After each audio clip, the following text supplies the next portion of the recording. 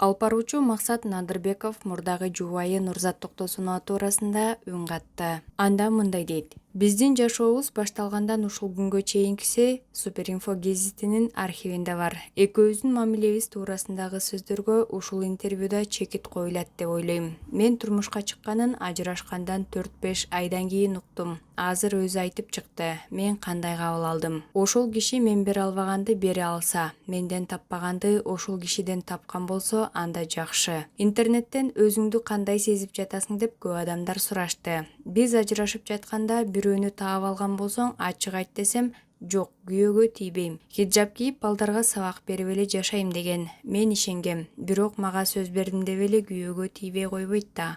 Ал да бактысын издеди. Өзүнүн көңүлүнө жаккан сапаттары бар адамды тапса, мен ыраазы болом.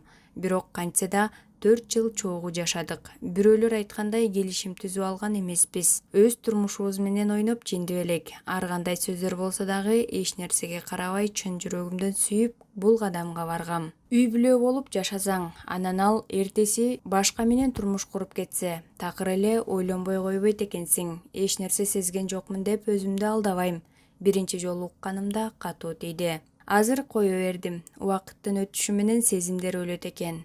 Кээ бирлер жубайлар ортосунда сый болуш керек дешсе, ишенбей баарынан сүйүү бийик турат.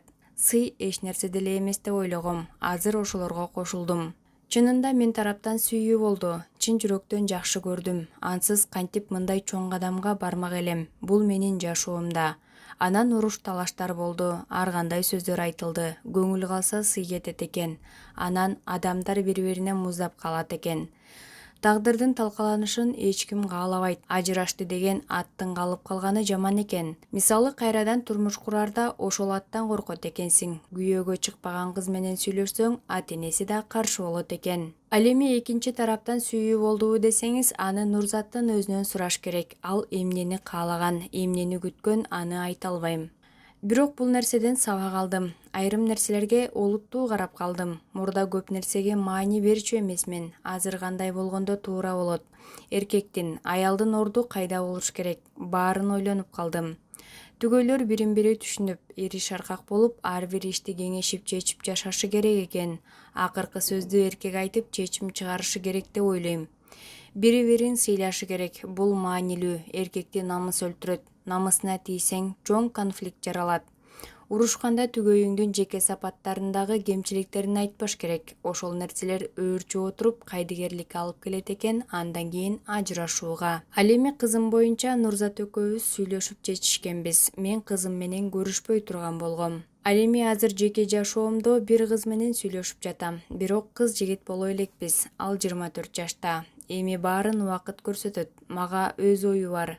Тың. Сени карап отура бербей, өз оокатын кыла берген кыздар жагат экен. Ошондойлорду тандап алып, кайра өзүм кыйналып кала берет экенмин. Бул кыз дагы тың, жакшынакай, акылдуу, орундуу сүйлөйт. Бирок кандай учур болбосун, ата-энем жанымда. Мен 5 бир туугандын 4-сү. Уулдардын кичүүсү болуп, эркелеп чоңойдум. Ата-энем мени дайыма колдошту. Алар мага мен каалагандай ата-эне болуп беришти. Мен түзүп алган планга ылайыкташып жашай алышты. Мен кандай болсом, ошондой кабыл алган.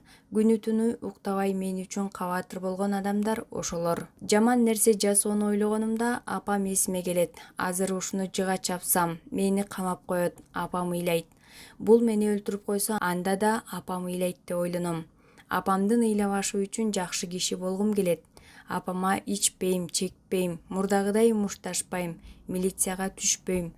Балдар топтошкон жерден качып кетем. Сиз жаман ойдон алыс болуп, мени жакшы жерде жүрөт деп гана ойлонуңуз. Мен да дайыма сизди ойлоп жүрөм. Күндө 5 жолудан чала бербеңиз, өзүм чалам деп калам. Апам болсо, аял алсаң сени өткөрүп берем. Анан каяктасың деп сурабайм деп калат. Азыр экөөнүн жүрөгү тынч эмес, аны сезем.